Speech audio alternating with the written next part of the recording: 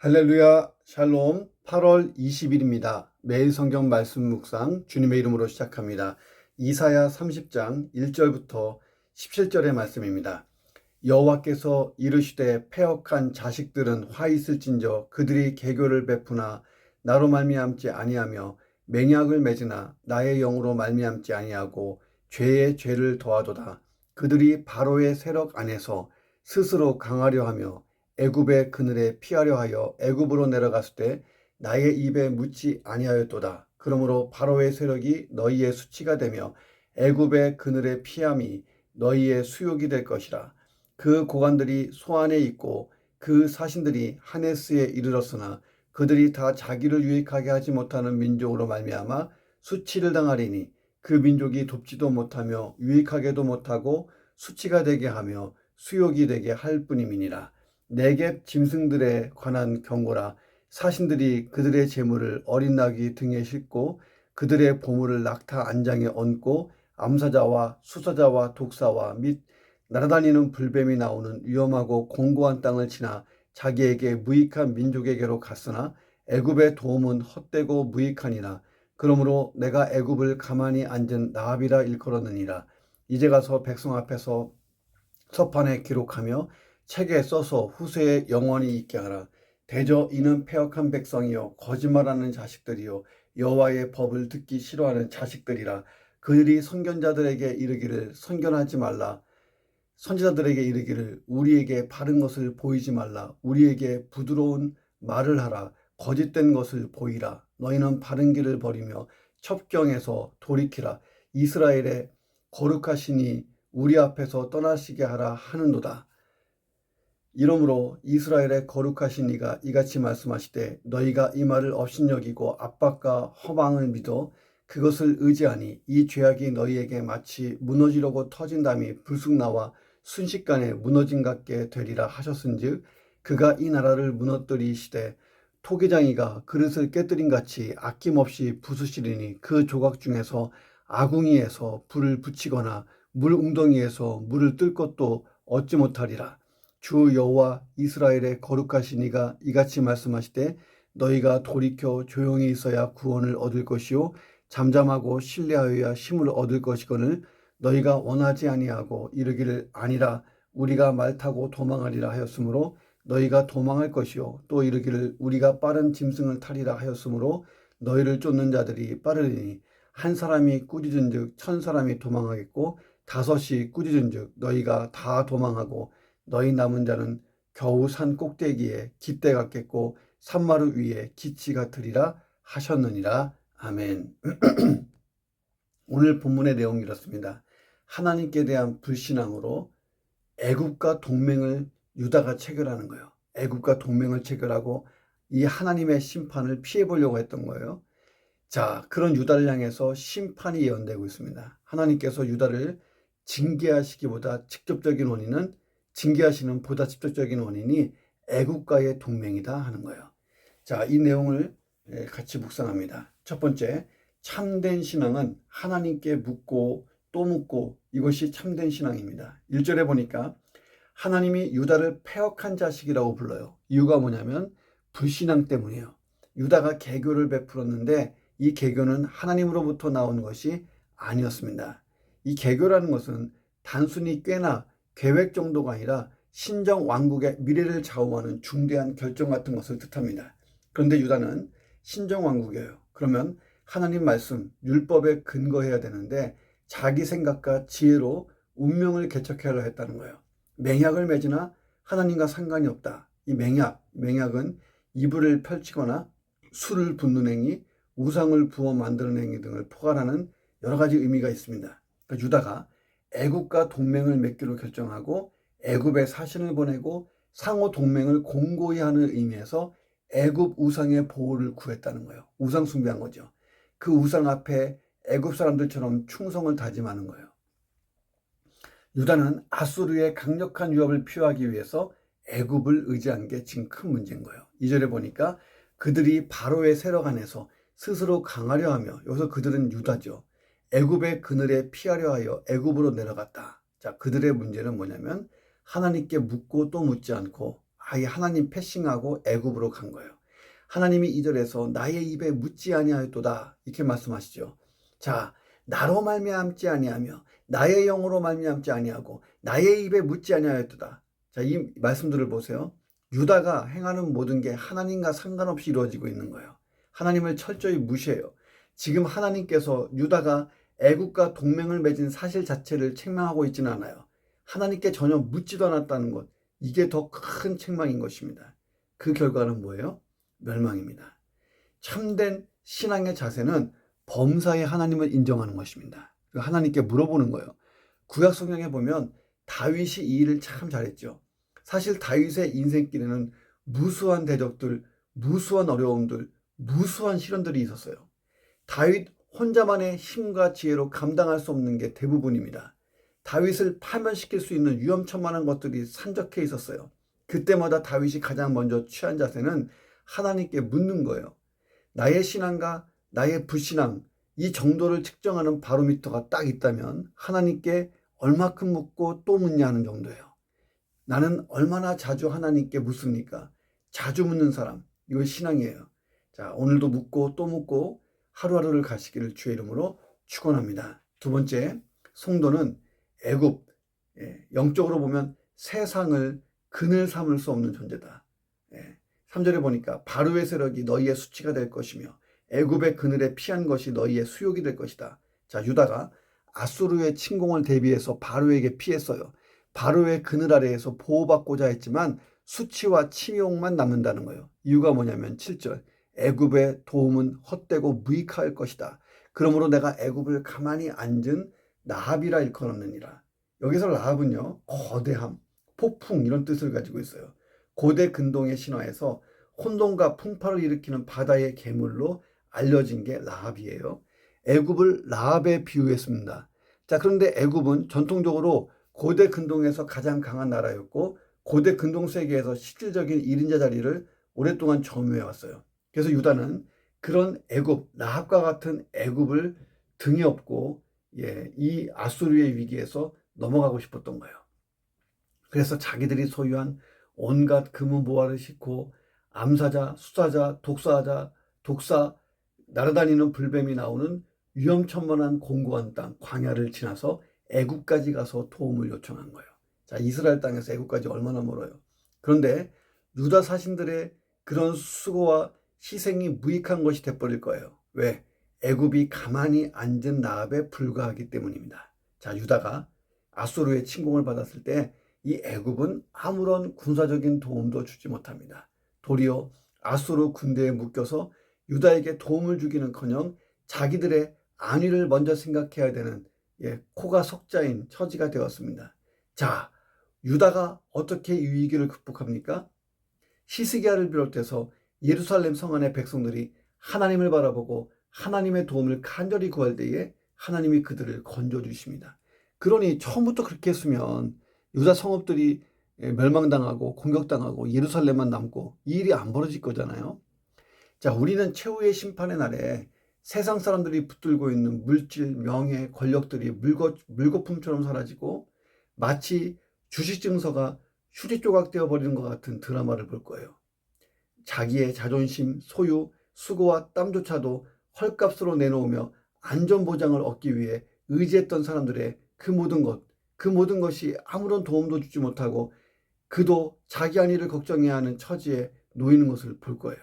자, 그 무엇도 하나님의 심판을 견디는데 아무런 도움이 되지 못하는 거예요. 하나님의 심판을 피할 길은요, 하나밖에 없어요. 예수 그리스도밖에 없는 거예요. 그 믿음. 이스라엘은 절대 애굽을 의지하면 안 돼요. 선민은 하나님만 의지하는 민족입니다. 하나님 외에 다른 존재를 의지한다는 것은 하나님에 대한 불신행입니다. 선민이 애굽을 의지하지 말아야 될 이유는 하나님이 그들을 구속해내신 곳이 애굽이잖아요. 그들은 애굽에서 종살이 했어요. 400년 가까이. 자, 애굽의 압제와 고난으로 신음하고 있었어요. 자, 그런데 하나님의 놀라운 능력으로 구출되었습니다. 자, 그런데 자신들이 구출된 곳 애굽을 또다시 의지한다는 게 이게 말이 안 되잖아요. 자, 구약 성경 보세요. 이스라엘이 애굽을 등에 업고 위기를 탈출한 적 단 한 번도 없어요. 애굽은 이스라엘의 미래에 도움이 된 적 단 한 번도 없어요. 왜 그랬을까요? 하나님이 그렇게 하신 거예요. 하나님은 광야로 나와서 약속의 땅 가나안으로 가는 이스라엘 백성들에게 뒤돌아보지 마라. 절대로 애굽으로 다시는 돌아가서는 안 된다. 이렇게 말씀하셨어요. 그런데 그들은 툭 하면 애굽으로 돌아가서 애굽을 의지하려고 해요. 자, 그들은 멸망하는 순간까지 애굽을 놓지 못했어요. 자, 이 애굽은 영적으로 불신 세상, 오늘날의 불신 세상을 뜻해요. 우리는 죄와 사망으로 멸망한 세상에서 구원받았잖아요. 그런데 우리가 세상의 그늘에 내 안전을 보장받으려고 세상에 머물고 세상을 의지하고, 여기서의 이 세상은 그냥 눈에 보이는 세상이 아니라 불신 세상, 사탄이 역사하는 죄악의 세상이에요. 이 세상에서 내 모든 것을 다 보장받으려고 안간 힘을 쓰고 하나님을 패싱하는 것, 이거 큰 불신앙이라는 거예요. 하나님의 구원하심을 우습게 만드는 것. 자, 영원한 멸망에서 구원하신 하나님이 내 삶의 크고 작은 위기에서 나를 건져내실 능력이 없을까? 사랑이 부족하신가? 아니잖아요. 그런데 왜 나는 세상의 그늘을 찾고 그 속에서 안전을 누리려고 하냐는 거예요. 진정한 성도가 아니기 때문은 아닐까 하는 것입니다.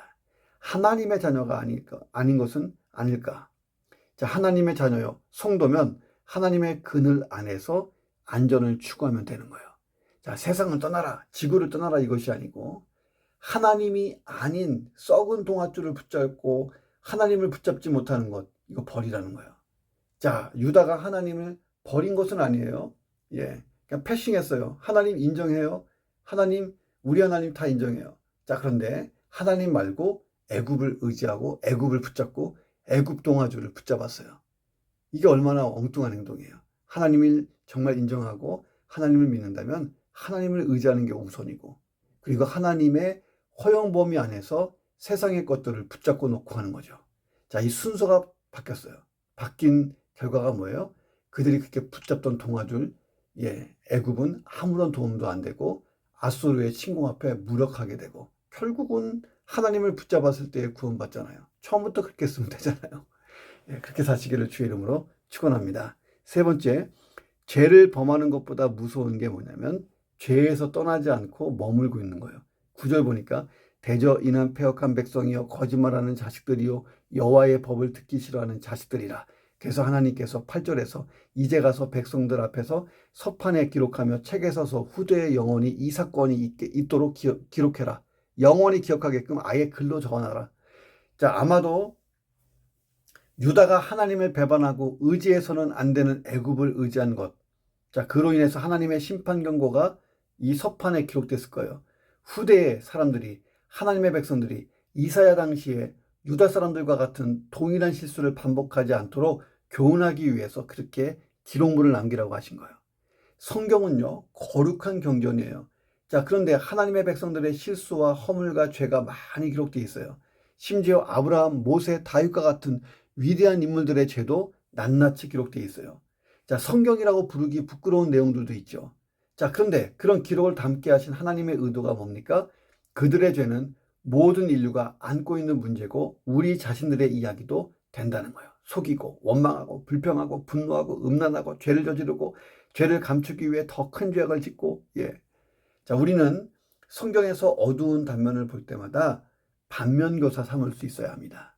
자, 요한계시록에 보면 최후 심판 때에 하나님 보좌 앞에 두 종류의 책이 나와요. 하나는 생명책, 하나는 행위의 책이에요. 생명책에 이름이 기록되지 않아 있으면 행위의 책에 적힌 것 때문에 다 멸망당해요.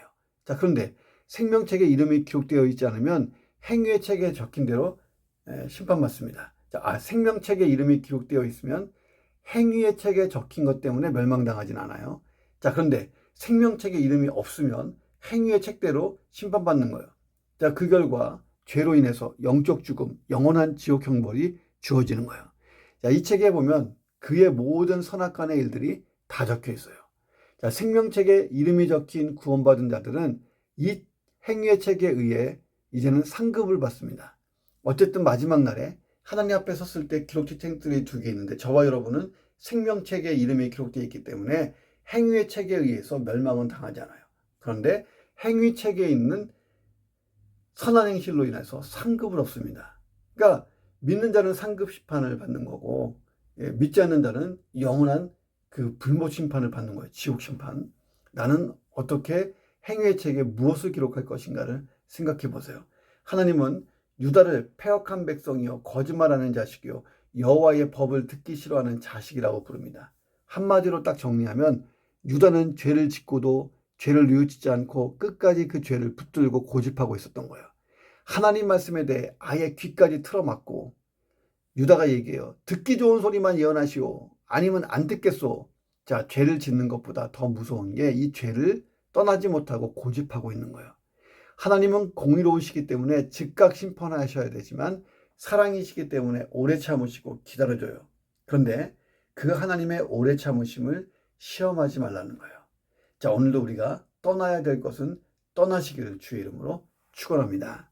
마지막 네 번째, 하나님의 경고를 무시하는 것. 이것은 무너지는 담 아래에 서 있는 것 같이 위험하다는 거예요. 10절 보세요. 우리에게 바른 것을 보이지 말라.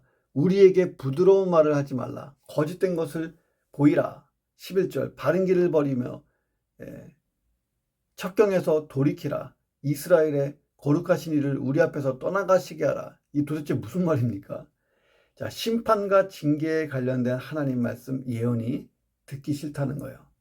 자, 그들에게 선포되어야 할 말씀은 죄를 지적하고 책망하며 심판을 경고하는 말씀 외에 딴 게 없었어요. 자, 그런데 그들은 선지자들이 전하는 하나님 말씀을 거부했고 바른 말하는 것을 거부했어요. 그러나 축복의 말씀도 우리는 잘 들어야 되지만 책망의 말씀을 잘 듣지 못하면 멸망으로 가는 거예요. 자, 오늘 내게 들려지는 하나님의 음성이 축복이든 책망이든 이게 다 아멘이 되어야 할 줄로 믿습니다. 12, 13절 너희가 이 말을 업신여기고 압박과 허망을 믿어 그것을 의지하니 이 죄악이 너희에게 마치 무너지려고 터진 담이 불쑥 나와 순식간에 무너진 같게 되리라. 자, 유다가 하나님의 예언과 경고를 무시한 결과 갑작스럽게 멸망할 거라는 거예요. 담이 무너지게 되었으니 이사야의 예언을 들었으면 속히 보수하라는 하나님의 말씀이에요. 지금 무너질 담 밑에 있으니까. 자, 우리가 어떤 사고가 발생하면 인재다라고 운운하잖아요. 분명 사고를 예측하고 미연에 예방할 수 있었는데도 불구하고 조치를 취하지 않아서 이 사고가 발생하는 거예요. 하나님의 메시지를 업신여겼어요. 그리고 갑자기 파멸의 위기에 처한 유다. 자, 인재를 당한 것 같잖아요. 피할 길이 충분히 있었는데 방법도 있었는데 순식간에 무너져 버렸어요. 자, 평안하다 할 때에 안전하다 할 때에 임신한 산모에게 갑자기 해산의 고통이 임해오는 것을 봅니다. 그가 이 나라를 무너뜨리시되 토기장이가 그릇을 깨뜨린 같이 아낌없이 부수시리니 그 조각 중에서 아궁이에서 불을 붙이거나 무릉덩이에서 물을 뜰 것도 얻지 못하리라. 자, 그러면 유다가 어떻게 해야 됩니까? 15절 보세요. 너희가 돌이켜 조용히 있어야 구원을 얻을 것이요 잠잠하고 신뢰하여야 힘을 얻을 것이거늘 너희가 원하지 아니한다는 거예요. 자, 애굽 했었고 자꾸 애굽만 의지하고 움직여요. 자, 그리고 하나님 말씀 듣기 싫어서 귀 막고 싫어요. 조용히 잠잠하고 신뢰하라. 이것은요, 하나님만 철저히 의지하는 거예요. 스스로 뭔가 구원의 방책을 만드는 것을 포기하라는 것입니다. 그런데 그들이 어떻게 해요? 아니라 우리가 말 타고 도망하리라. 우리가 도망할 것이요 우리가 빠른 짐승을 타리라. 자, 그런데 너희를 쫓는 자들이 더 빠를 것이다. 하나님 말씀하세요. 하나님의 심판을 인간의 힘으로 피할 방법은 없다는 거예요. 자, 담이 무너지기 전에 금이 가고 그 다음에 구멍이 나잖아요. 이거를 볼 때에 빨리 방비하라는 거예요. 자, 내 신앙의 삶, 내 인생의 담에 여기저기 구멍이 난 곳이 있다면 빨리빨리 잘 수리해 보시기를 주님의 이름으로 축원합니다. 기도하겠습니다. 하나님, 하나님께 묻고 또 물어보는 참된 신앙을 가지게 하시고 하나님을 패싱하고 인간적인 방법으로 이것저것 도모하며 다가올 어려움을 대비하고 이것이 나의 죄악 때문임에도 불구하고 회개하지 않고 인본적인 방법으로 피해보려고 하고 그런 엉뚱하고 어리석은 일을 하지 않도록 도와주옵소서. 하나님이 아닌 것을 마치 하나님처럼 섬기는 이런 불신앙 버리게 하여 주옵소서. 하나님의 자녀요 성도라면 다시 가지 말아야 될 애굽, 다시 말하면 세상을 의지하지 않고 하나님만 의지하게 하여 주옵소서. 죄를 범하는 것보다 무서운 것은 죄에 떠나지 않고 머물러 있는 것입니다. 하나님, 내게도 그런 모습이 있다면 당장 떠날 수 있는 믿음 가지고 떠나게 하여 주옵소서.